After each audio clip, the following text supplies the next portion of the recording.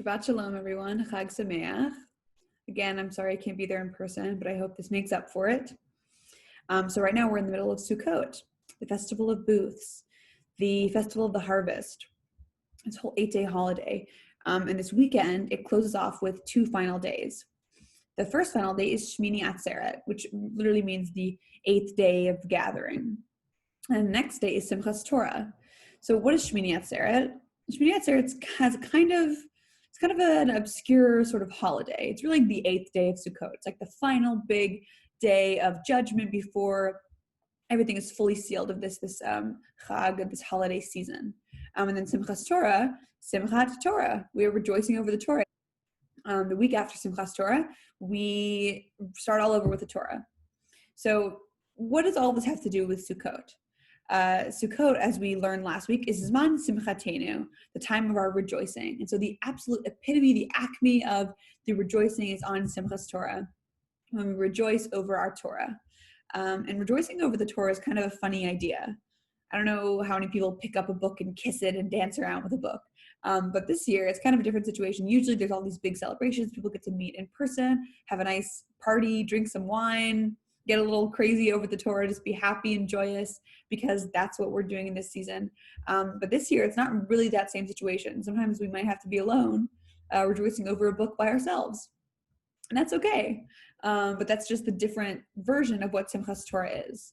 But if we break it down, why is it even worth celebrating over a book by ourselves if we can't be with other people? You know, so much of Judaism is about community. So if we can't be with our community, what's the purpose? The purpose is that the basis of the holiday. The holiday isn't about joining with people. I mean, that's a nice sort of second thing, but the main point of the holiday is to rejoice over a book, and that book happens to be the Torah.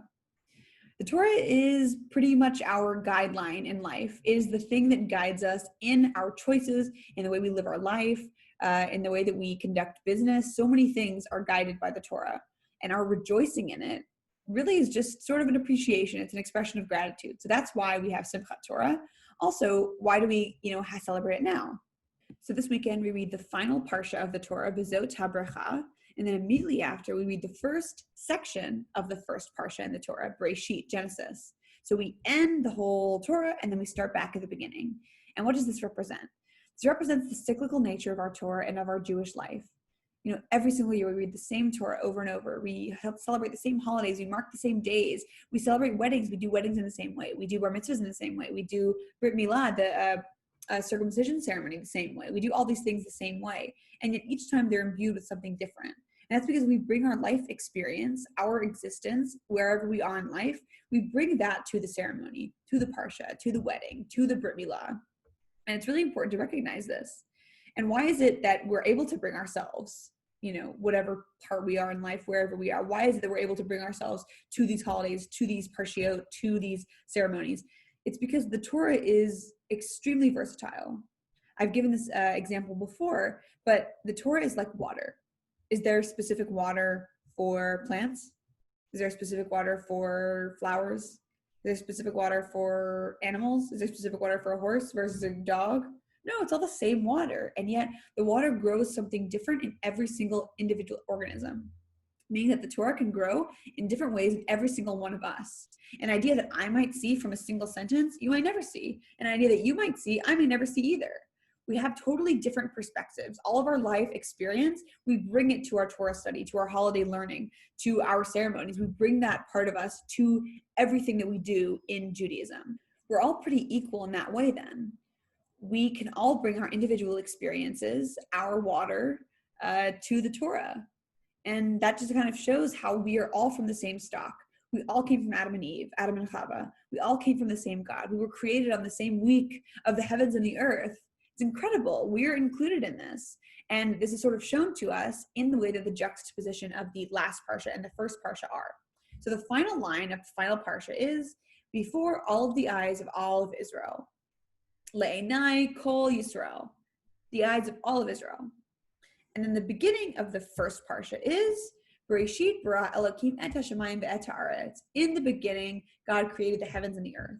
Okay, so before the eyes of all of Israel, in the beginning, God created the heaven and the earth. Okay, so all of Israel, heaven and the earth. All of Israel, heaven and the earth. we are created in the same parsha as the heaven and the earth. And we're also, we say the blessing is in front of all of Israel. It's not just the smart people or the people who are really good at farming or the people who had a really successful herd of cattle that year. All of Israel gets these blessings. And then this first parsha, the heavens and the earth in the beginning. So we're reminded that there is one God that created everything. There's one God that created all of us. And yet we come from the same stock. Like I said, we all come from Adam and Chava. We all come from the same God. And this makes us equal. This makes us valuable and worthy of sharing our ideas about Torah and worthy of connecting to Torah in our own way. So I hope that you can bring that idea into your Simchat Torah this weekend, this idea about the Parsha of haBerakhah.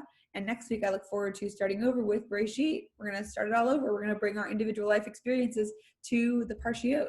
Thanks so much for listening. Shabbat Shalom, Chag Sameach.